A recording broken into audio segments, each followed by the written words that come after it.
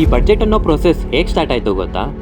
1857ರಿಂದ 1859ರವರೆಗೂ ನಡೆದ first war of Indian ಇಂಡಿಪೆಂಡೆನ್ಸ್ನಲ್ಲಿ ಬ್ರಿಟಿಷರ control ಭಾರತದ ಮೇಲೆ ಕಡಿಮೆ ಆಗ್ತಾ ಬರುತ್ತೆ. ಇದನ್ನು ಗಮನಿಸಿದ ಕ್ವೀನ್ ವಿಕ್ಟೋರಿಯಾ ತಮ್ಮ ಆಸ್ಥಾನದಲ್ಲಿದ್ದಂತಹ ಒಬ್ಬ ಮಂತ್ರಿನ ಭಾರತಕ್ಕೆ ಕಳಿಸಿ 2 ಕೆಲಸನ ಮಾಡೋದಕ್ಕೆ ಹೇಳ್ತಾರೆ.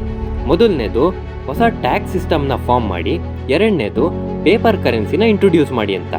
ಬಂದಂಥ ವ್ಯಕ್ತಿ ಹೊಸ ಟ್ಯಾಕ್ಸ್ ಕಲೆಕ್ಷನ್ ಸಿಸ್ಟಮ್ನ ಫಾರ್ಮ್ ಮಾಡಿ 1 ವರ್ಷಗಳ ನಂತರ ಅಂದರೆ 1860ನೇ ಇಸ್ವಿಲಿ ಭಾರತದ ಫಸ್ಟ್ ಅಫಿಷಿಯಲ್ ಬಡ್ಜೆಟ್ನ ಪ್ರೆಸೆಂಟ್ ಮಾಡ್ತಾರೆ. ಇದೆಲ್ಲ ಪಕ್ಕಕ್ಕಿಡಿ, ನಿಮಗೊಂದು ಇಂಟ್ರೆಸ್ಟಿಂಗ್ ವಿಚಾರ ಹೇಳ್ತೀನಿ.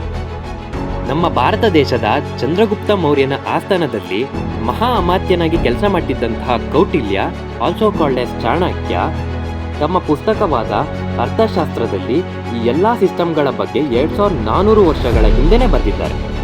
ಇದೇ ರೀತಿ ಇನ್ಫಾರ್ಮೇಟಿವ್ ವಿಡಿಯೋಸ್ಗಾಗಿ ನಮ್ಮ ಚಾನಲ್ ಇನ್ಫೋ ಕನ್ನಡಿಗನ ಸಬ್ಸ್ಕ್ರೈಬ್ ಮಾಡಿ.